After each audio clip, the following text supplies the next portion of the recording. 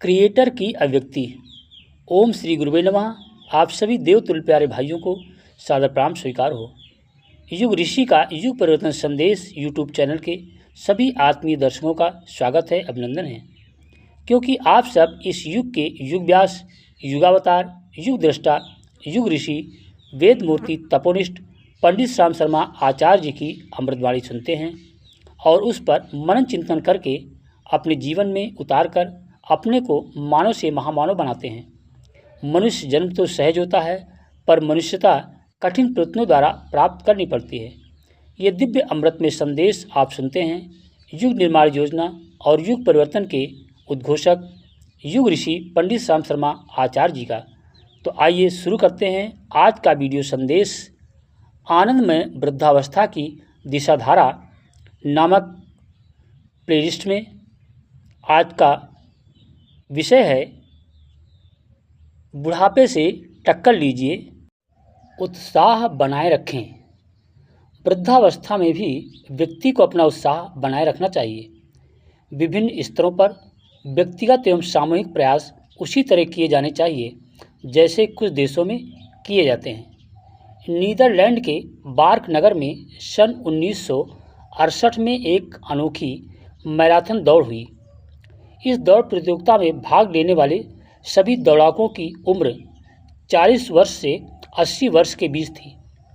सन 1969 में जर्मनी में बेस वर्गरा रिफेत में 25 किलोमीटर की दौड़ तथा वर्ष 1970-71 में इसको पूरे स्वीडन और कार्लोबी बेरी चेकोस्लोवाकिया में इन प्रतियोगिताओं का आयोजन रखा गया।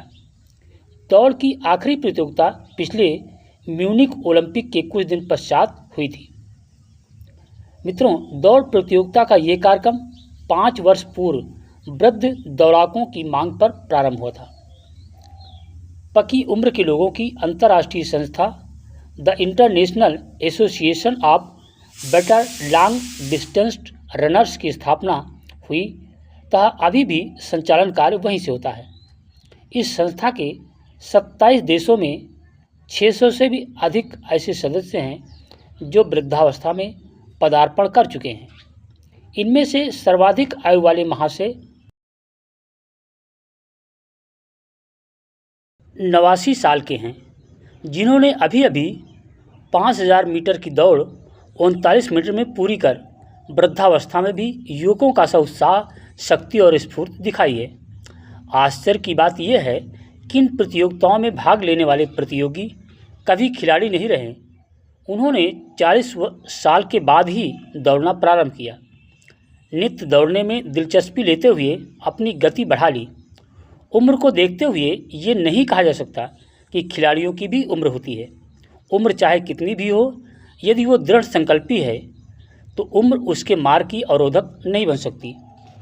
सन 1968 से एक 42 किलोमीटर की मैराथन की दौड़ तथा दूसरे साल 25 किलोमीटर की दौड़ का सिलसिला आरंभ हुआ। इन दौड़ों में 70 से 80 वर्ष की आयु के दौड़ाकों ने इतना कमाल दिखाया कि नौजवानों को भी उनसे ईर्ष्या होने लगी। इन प्रतियोगियों को हार जीत की इतनी खुशी या गम नहीं होता जितनी प्रसन्नता इस बात से होती है कि उम्र की बाधा को लांघकर दौड़ सके। ये युवा हृदय दौड़ाक प्रशिक्षण भी प्राप्त करते हैं। जिन 6 व्यक्तियों ने 25 किलोमीटर की पहली दौड़ में 2 घंटे 34 मिनट लगाए थे, वही समय घटकर 2 साल बाद 2 घंटे 31 मिनट रह गया।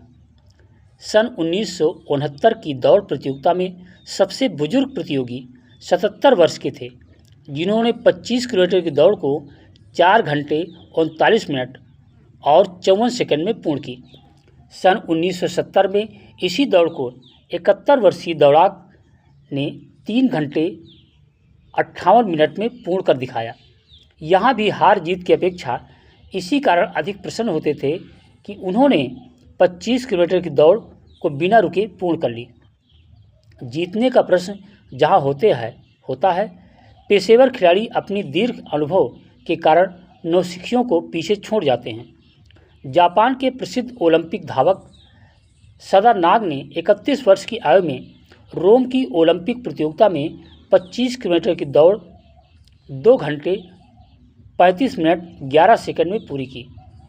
41 वर्ष की अवस्था में इन वृद्ध दौड़ाकों के साथ रहें तो यही दूरी 2 घंटे 23 मिनट 22 सेकंड में पूर्ण की। वृद्धों को प्रोत्साहित करने एवं ऐसी प्रतियोगिताएं रखने में जर्मनी के डॉक्टर वान आकेन का पूर्ण सहयोग है। उनकी मान्यता है कि प्रतिदिन 20 से 30 किलोमीटर दौड़ने में उम्र कोई रुकावट नहीं होती। दौड़ने की गति धीरे धीरे बढ़ानी चाहिए। दौड़ने से मोटापा तो भागता ही है, रुधिर तंत्र के विकार भी नष्ट हो जाते हैं।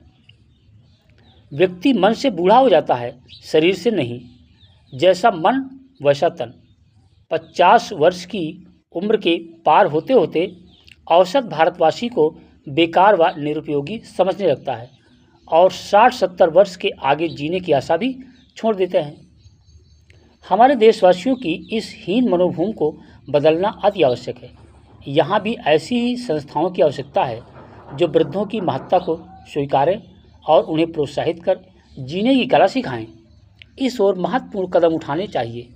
इसके लिए सामूहिक प्रयास भी सफल हो सकते हैं। मित्रों, शरीर साधना को जो महत्व दिया जाना चाहिए, दुर्भाग्य से हम उतना नहीं देते।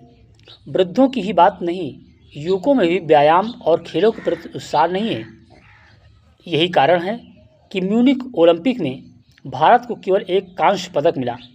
ग्राम ग्राम में देव मंदिर की तरह विद्या मंदिर, व्यायामशाला की स्थापना कराने के अभियान चलाने की आवश्यकता है।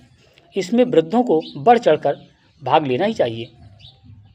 जापान की जनसंख्या सन 1971 में 10 करोड़ थी, जिसमें 1 करोड़ 10 लाख व्यक्ति ऐसे थे जो 60 साल से ऊपर हो चुके थे। इन लोगों का स्वास्थ्य तथा जीने की आकांक्षा हमारे देश के वयोवृद्ध से कई गुना बेहतर है। इसका कारण स्वास्थ्य की ओर समुचित ध्यान देना ही है। 8 अक्टूबर 1972 को जापान में 60 वर्ष से अधिक उम्र के लोगों की ओलंपिक खेल प्रतियोगिता हुई, जिसमें 1000 वृद्ध स्त्री पुरुषों ने भाग लिया, जिसमें 30 की आयु तो 80 वर्ष से ऊपर थी। सबसे वृद्ध खिलाड़ी 87 वर्ष का था। एक अमेरिकी ने भी इस प्रतिस्पर्धा में भाग लिया था। इस प्रतियोगिता का नाम टर्टलिम्पिक था। टर्टल का अभिप्राय कछुए से होता है, जो अपनी मंद गति के साथ साथ दीर्घायु के लिए भी प्रसिद्ध होता है। वृद्ध लोग अपने स्वास्थ्य के प्रति उपेक्षा न बरतने लगे और जीवन से निराश न हों, इस तथ्य को ध्यान में रखते हुए टोक्यो कोसेई नेनकिन हॉल नामक संस्था इस प्रतियोगिता का आयोजन करती है। इस प्रतियोगिता को राष्ट्रीय महत्व मिला हुआ है। यहाँ दर्शकों का उत्साह देखते ही बनता है। प्रतियोगी भी उनसे किसी कदर पीछे नहीं रहते। इसमें जापानी खेल तथा अंतर्राष्ट्रीय पद्धति की दौड़ें रखी जाती हैं। इस अंतर्राष्ट्रीय दौड़ में 6,03,500 मीटर व 10,000 मीटर की दौड़ के अतिरिक्त चम्मच दौड़ व रिले दौड़ भी होती है। ऐसी लंबी दौड़ों के लिए प्रतियोगियों को नियमित रूप से दौड़ का अभ्यास करना होता है। रिले दौड़ का रंग तब और भी अधिक जमता है जब अपने पितामहों के साथ पौत्र व दौहित्र भी दौड़ने लगते हैं। प्रतियोगिता में भाग लेने के पहले प्रतियोगियों की शारीरिक जांच की जाती है। रक्तचाप, श्वास गति व मूत्र परीक्षा के साथ साथ कद, वजन व सीना भी देखा जाता है। जब उन्हें डॉक्टरी सर्टिफिकेट मिल जाता है तभी प्रतियोगिता में भाग ले सकते हैं। मित्रों, ये प्रतियोगिताएं पुरुषों और महिलाओं की पृथक पृथक स्पर्धाएं होती हैं। इनमें उत्साही स्त्री पुरुष भाग लेते हैं। प्रतियोगिता में सबसे अधिक उत्साह 10,000 मीटर की मैराथन दौड़ में देखा गया था। इसमें 180 प्रतिस्पर्धियों ने भाग लिया। सभी प्रकार की दौड़ों में कुल मिलाकर 800 प्रतियोगियों ने भाग लिया। खेल में स्वास्थ्य संवर्धन का लक्ष्य तो होता ही है, साथ ही साथ जीवन की सफलताओं असफलताओं में संभाव रहने के खिलाड़ी भाव का भी उदय होता है। इससे मनुष्य का जीवन के प्रति रस उत्साह टूटने नहीं पाता। इन वृद्धों में भी इस प्रतियोगिता के दौरान युवकों के से जोश व त्वरा के दर्शन होते थे। मित्रों, आयु के अनुसार प्रतिस्पर्धाओं को वर्गों में बांट दिया गया था। 75 वर्ष से ऊपर की आयु वाले दौड़ाकों में पृथक आए श्री काशीवागी, जिन्होंने 51 मिनट 28 सेकंड में ये दौड़ पूरी की। इसी वर्ग की महिला श्रीमती हतातो ने 60 मिनट 30 सेकंड में ये दौड़ पूरी की। शरीर को स्वस्थ रखते हुए भौतिक व आध्यात्मिक उपलब्धियों के लिए सतत साधनाशील रहने व जीवन को खिलाड़ी की तरह हार जीत में समभाव रखते हुए जीने की प्रेरणा पाने के लिए ऐसी प्रतियोगिताएं बहुत महत्व की होती हैं। हमारे देश में ऐसी व्यायामशालाओं की स्थापना व प्रतियोगिताओं का आयोजन होना चाहिए। हमारे देशवासियों की औसत आयु पिछले दिनों बढ़ी अवश्य है, फिर भी वो अन्य देशों के मुकाबले में कम है। उसी अनुपात में दीर्घजीवी भी कम है। 50-60 तक पहुँचते पहुँचते आदमी अपने आप को बूढ़ा, थका, फालतू समझने लगता है। वो जीवन से लगभग निराश ही हो जाता है। ऐसे लोगों के लिए ये प्रतियोगिता एक आदर्श उपस्थित करती है। बूढ़े हो जाने का अर्थ जीवन से बेजार हो जाना नहीं है। इस अवस्था में भी श्रम तथा व्यायाम द्वारा कार्य क्षमता तथा आरोग्य बनाए रखना कठिन नहीं है। अथक परिश्रम और अनवरत श्रम की साधना में जो लोग श्रद्धापूर्वक लगे रहे, उन पर सिद्धि की देवी ने प्रसन्न होकर अभीष्ट वरदान प्रदान किए। इसकी सत्यता से संसार के इतिहास का पन्ना पन्ना भरा पड़ा है। कोई वृद्ध हो या युवक, श्रमशीलता सबके लिए समान रूप से उपयोगी सिद्ध होती है। ओम शांति। लोकोत्तर जीवन की तैयारी। मित्रों, वृद्धावस्था का महत्तम उपयोग उसका लोकोत्तर जीवन की तैयारी है। इस अवस्था में सारी परिस्थितियां उसके अनुकूल बन जाती हैं। गृहस्थ जीवन की आपाधापी कम हो जाती है।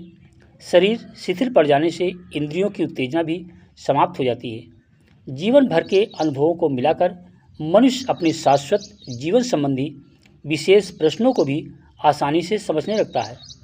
अब तक मद मोह काम क्रोध की प्रबलता के कारण जो बातें नीरस लगती थी, अब उन्हीं में रस आने लगता है।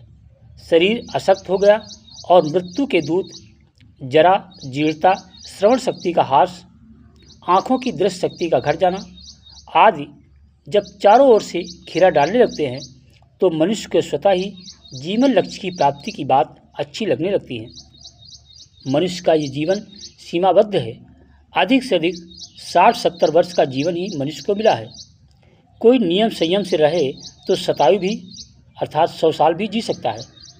अच्छी सुविधाएं, प्राकृतिक जीवन, परिश्रमशीलता और आहार विहार में प्रकृति का अनुसरण किया जा सके तो 150 वर्ष तक भी इस शरीर की गाड़ी को खींचा जा सकता है। बस उसके आगे विराम निश्चित है। जो अदृश्य है उसकी तुलना में यह जीवन उतना ही छोटा है जितना ब्रह्मांड की तुलना में एक छोटी सी चींटी। इसलिए यदि कोई इस छोटे से जीवन और लौकिक सुखों को ही जीवन का लक्ष्य मानकर पारलौकिक जीवन की चिंता नहीं करता, तो उसे निरा बालक और अज्ञानी ही कहा जाएगा। मनुष्य शरीर और इस जीवन की अनेक सुविधाएं परमात्मा के वो वरदान हैं जिनका उपयोग करके मनुष्य अपने शाश्वत लक्ष्य पूर्ण आनंद की प्राप्ति कर सकता है। मित्रों, बाल्यावस्था औरों के हाथ गुजर गई। यौवन रंगरेलियों और तृष्णा संचय सेखी खोरी में लुट गया। तब वृद्धावस्था आई। इस आयु में न संसार साथ देता है और न शरीर। तब मनुष्य को वो सब सोचते बनता है वस्तुतः जिसके लिए वो धरती पर मनुष्य का स्वरूप लेकर प्रादुर्भूत हुआ था। ये समझदारी यदि जीवन भर न आई तो वृद्धावस्था में तो आ ही जानी चाहिए। हमारे यहाँ व्यवस्था पहले ही कर दी गई है। 4 आश्रम प्रथा उसी का रूप थी, पर अब ये मान्यता शिथिल हो गई। उसके फलस्वरूप पार्थिव जीवन बिल्कुल अस्त व्यस्त हो उठा। लौकिक दृष्टि से निरर्थक और बेकार हो जाने पर भी बुढ़े घर छोड़ना नहीं चाहते। फलस्वरूप हर घर में संघर्ष की स्थिति बन रही है।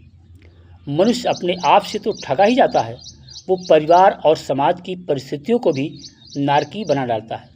कदाचित कहीं ऐसी स्थिति न भी हो। लोग घरों में वृद्धों का सम्मान करते भी हों तो भी परिवारों से चिपके रहना उनके हित में नहीं है, क्योंकि शाश्वत सिद्धांत कभी बदलते नहीं। मनुष्य इच्छा कहाँ करता है, तो भी मृत्यु तो आती ही है।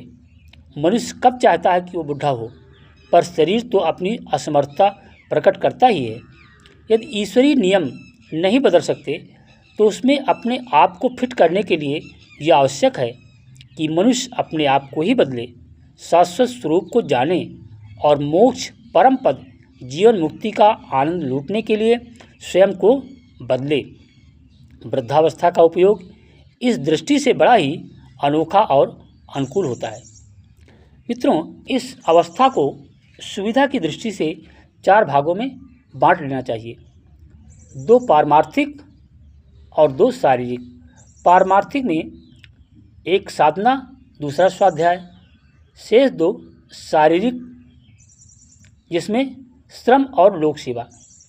ये विभाजन उपार्जन की दृष्टि से नहीं वरन आध्यात्मिक लाभ की दृष्टि से हैं। मुख्य पहले 2 हैं, शेष 2 वह आधार मात्र हैं जिन पर स्वाध्याय और साधना के स्तंभ टिके रह सकते हैं। श्रम को इसलिए नहीं छोड़ देना चाहिए, उससे शरीर की शिथिलता दूर रहती है।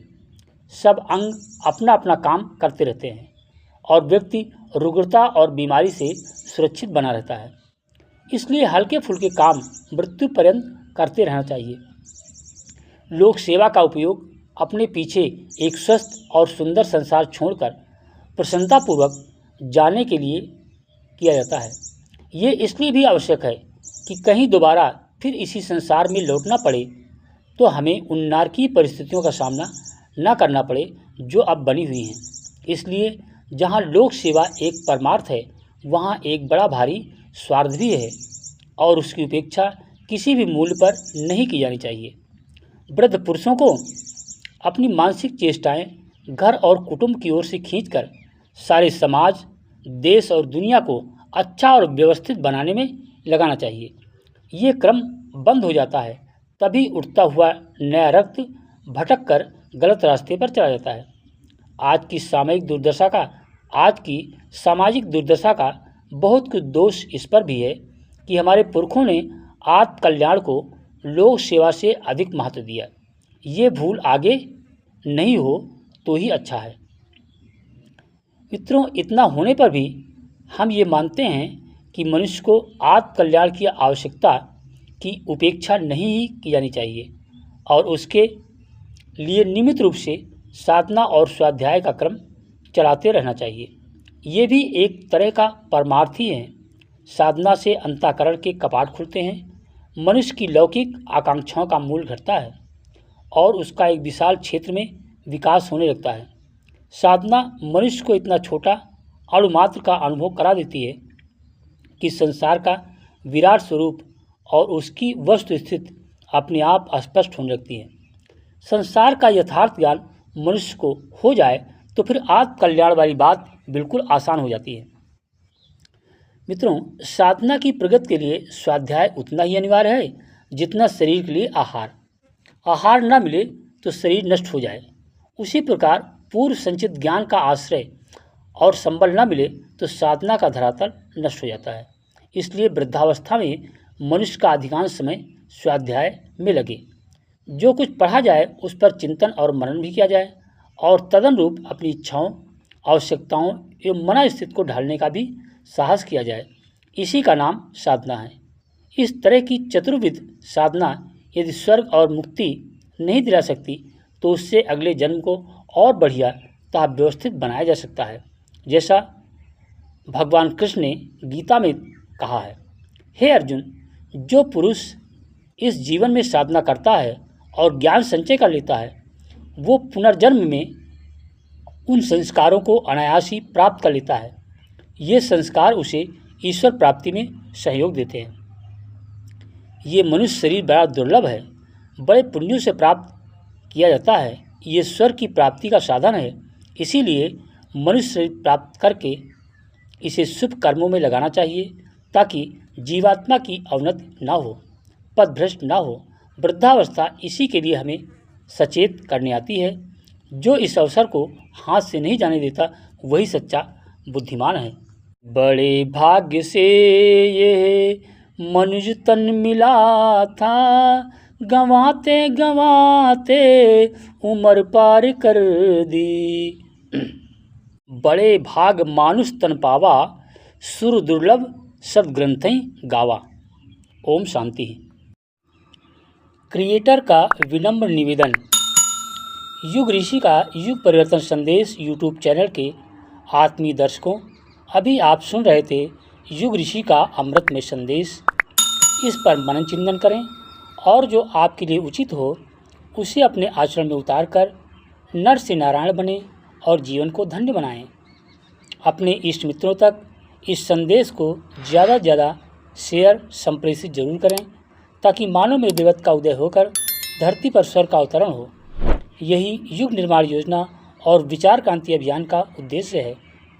मनुष्य देवता बने बने यह धरती स्वर्ग समान, यही संकल्प हमारा है, यही संकल्प हमारा है।